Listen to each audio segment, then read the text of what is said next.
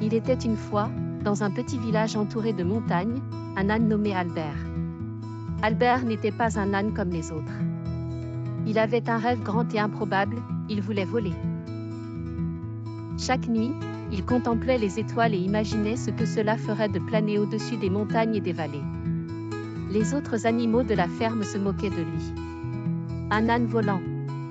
Quelle absurdité, riait-il. Mais Albert ne se décourageait pas. Il savait au fond de lui qu'il devait essayer, peu importe ce que les autres disaient. Un jour, Albert rencontra une vieille chouette sage nommée Olga, qui vivait dans un arbre au sommet de la colline. Il lui parla de son rêve. Olga l'écouta attentivement, ses grands yeux brillants reflétant la lumière de la lune. Albert, dit-elle enfin, si tu crois vraiment en quelque chose, tu trouveras un moyen. Mais souviens-toi, voler ne signifie pas toujours avoir des ailes.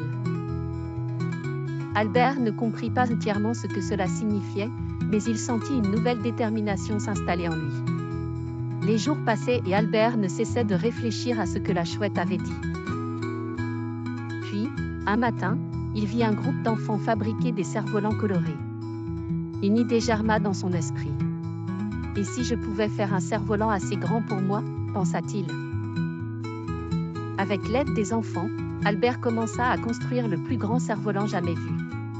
Il utilisait des bâtons solides pour le cadre, du tissu léger et robuste pour les ailes, et une longue corde pour le guider.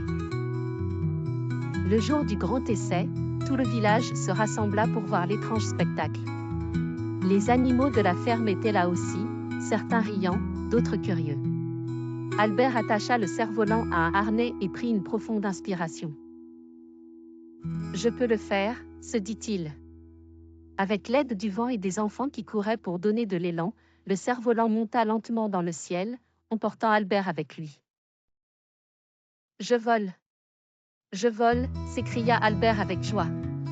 Les rires se transformèrent en acclamations et en applaudissements. À ce moment-là, Albert réalisa ce que la chouette voulait dire.